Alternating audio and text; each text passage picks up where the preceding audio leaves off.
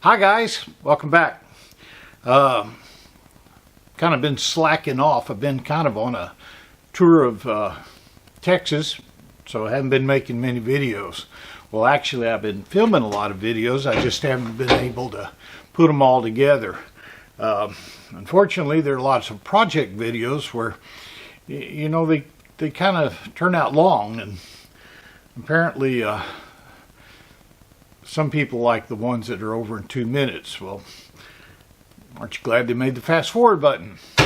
Tonight I just wanted to show you real quickly, Bob's been making a few things. For 34 years I had a South Bend 10, and for a long time I was using an Axelson 16 for everything, and I needed the room, so I sold my 10.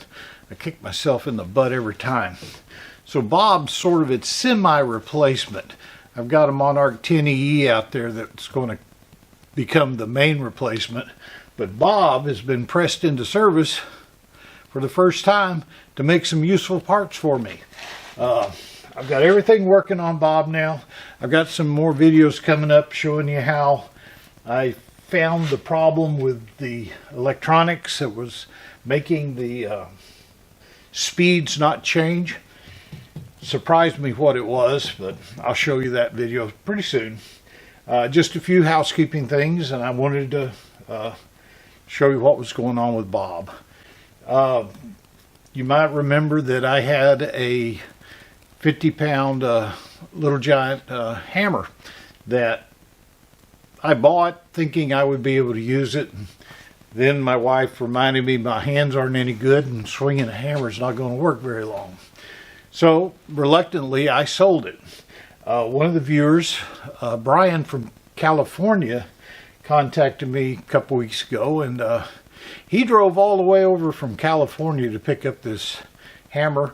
We loaded it on his truck yesterday, and it's on its way to a new home. Brian makes knives, and as a gift, he made this scabbard and knife for me. It's made out of Damascus. Hope you can see that well. I have my glasses on so I can't see the screen. But isn't that pretty? He made the handle. He said I might need to sharpen it. He had trouble getting it ready in time, but I think it looks fine. Of course, going to have to figure out where to put it. My belt gets pretty full with all the stuff I carry around. But thank you, Brian. Now I hope you enjoy your hammer. What else can I show you? Well, tonight Bob's been helping me make some new parts for the Cincinnati Toolmaster mill that I've been working on. Sadly, when I'm through with it, I'm going to sell it too because I just don't have the room for it. But I wanted to make sure it worked, and it had some major problems. And I've got probably 25 hours of videos on it. I'm going to try to condense it down, see what we can do, maybe make it in steps. Don started out helping me with it, but we're trying to keep Don safe right now from COVID. So he's at home. And tomorrow I'm going to go over there and see his finished shop. He's had time to finish it. Tonight you're going to see a little bit of video about me using Bob to make a few things. Well, actually probably just one. This is a part off the Toolmaster that is the handle for the manual downfeed assembly. And it, like all mills, has a index on it. Well, this one was locked up solid. I mean, I worked for an hour to get it all cleaned up and stoned it, and finally, Bob to the rescue. We put a 4-jaw chuck on Bob. I put a 10 thousandths indicator on it, got it down to within 3 10 thousandths, run out on it, and then bored it and cleaned that up. Now it's just as smooth as a baby's butt.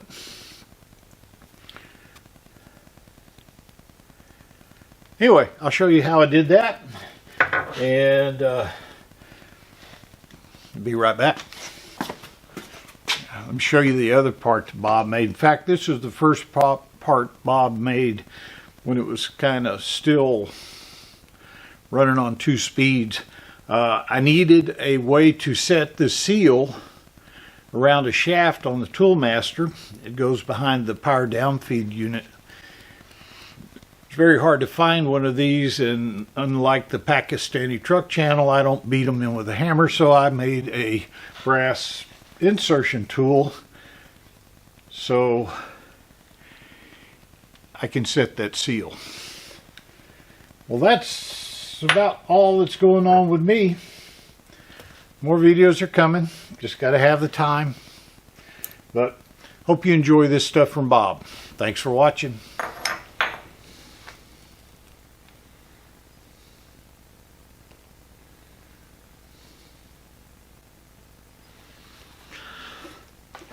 It's time for something else.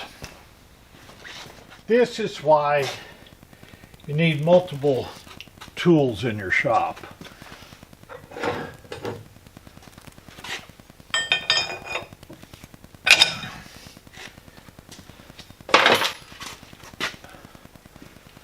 Bob came with a large assortment of tools.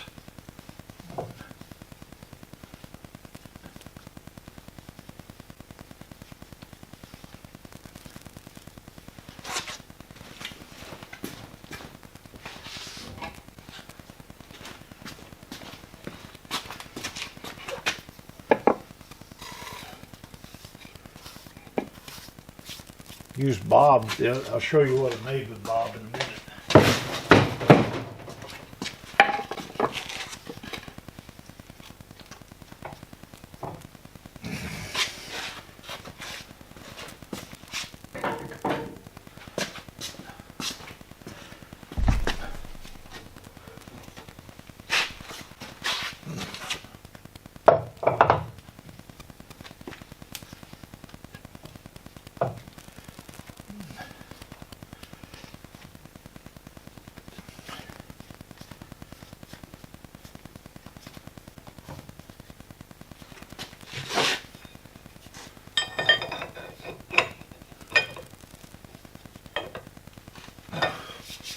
Bob has a spindle lock over here. Pull that and it locks it and unlocks it. It's got an electrical interlock. Won't let you run it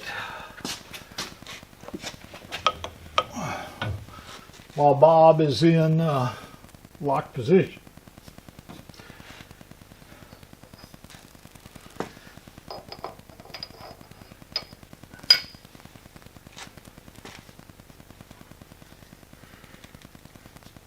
See.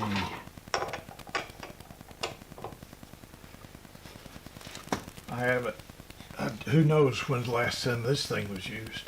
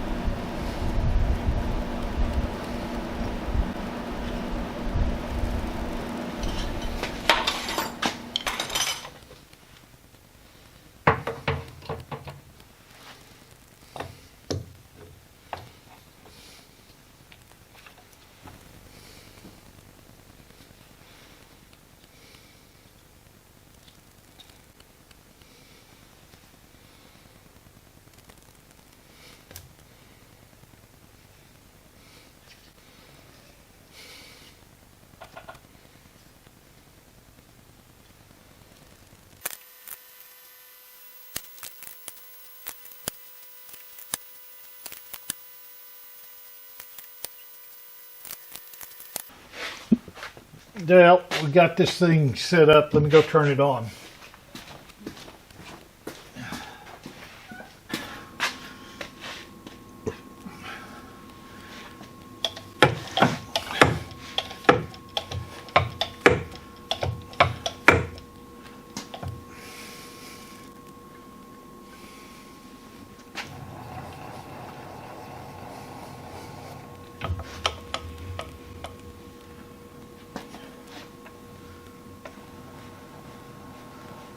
All right, full start.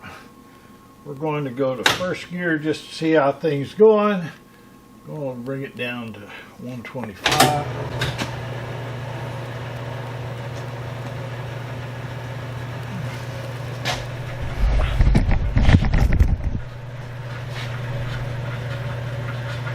That looks like it's pretty dead-gum true.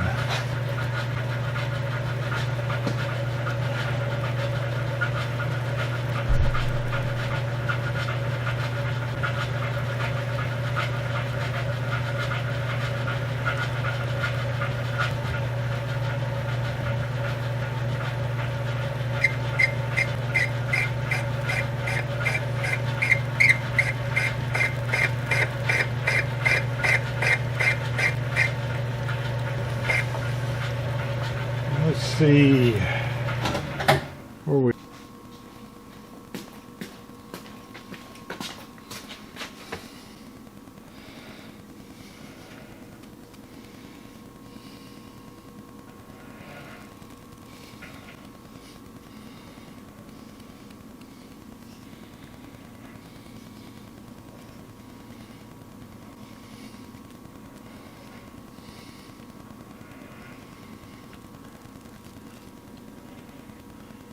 Seeing a little bit more over there on that side. Now, of course, I tried not to egg shape this as I put it in. It's not held super tight. It looks like there's a high area over in that area. Let me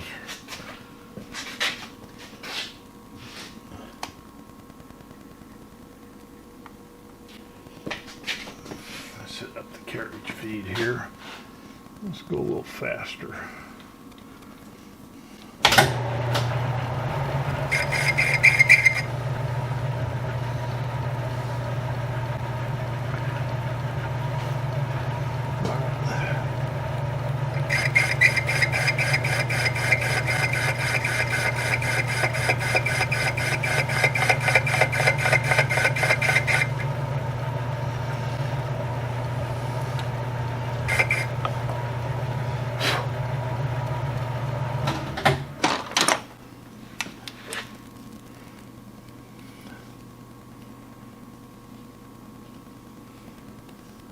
That actually made a cut all the way except for right there.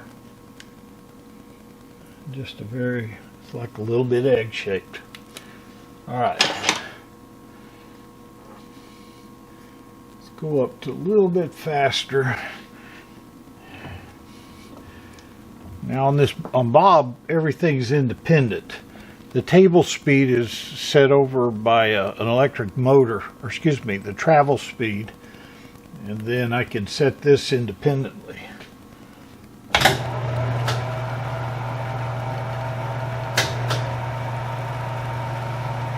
And I'm just going to take a spring pass from what I had.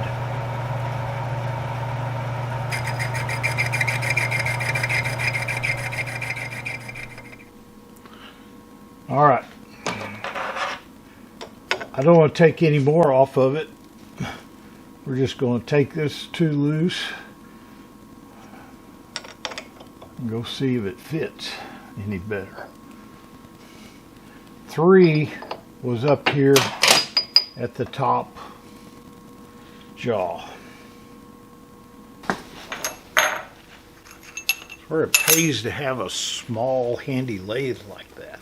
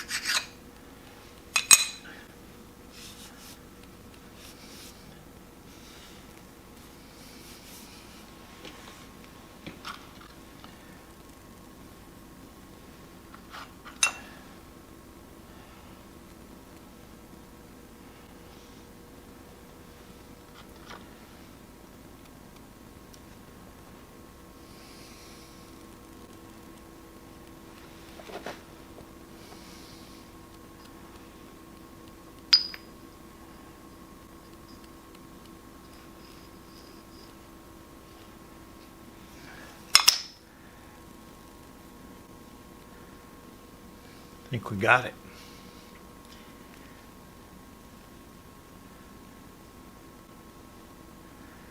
Feels good. It's got enough drag on it. It's going around nice. You don't want it to be loose and sloppy, but you do want it to turn. Before it wouldn't do that. So I call this progress. That's what you get into when you build these and rebuild these things. You know, you could just have thrown this back on there, but now we've got a piece that can be painted, and the depth gauge dial will work. So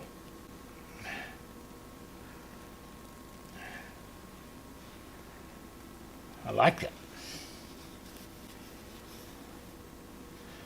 Now, most machine rebuilders, if you take it to somebody, a good one would take the time to do this, but they're not all good ones.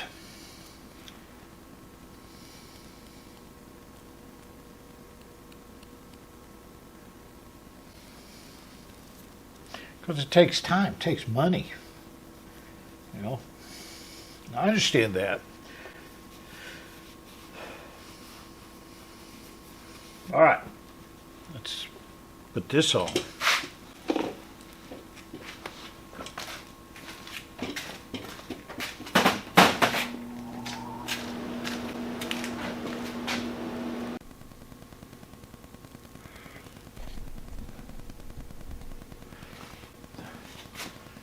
Got that ring clip on. Now this part here, I'm going to put a little grease on, not because it rotates, but because I've got to rotate it in there to take some tension up on that spring. Steve, Fluffy Butt wants to go outside. Fluffy Butt wants to go outside.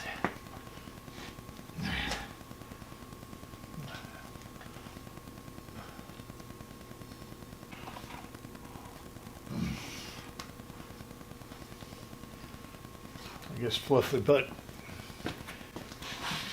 needs to go outside.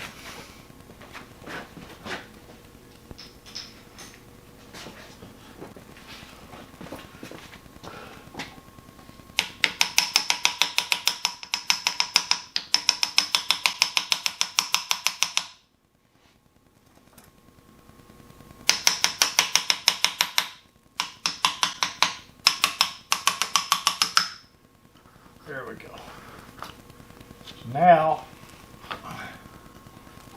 I can tighten that up for spring. You see I've got it down here pretty far. I guess I could raise that up. In fact, that would tell me if this is for sure engaged. So when I get back from taking Fluffy Butt out, I'll move it up and we'll see if it's working.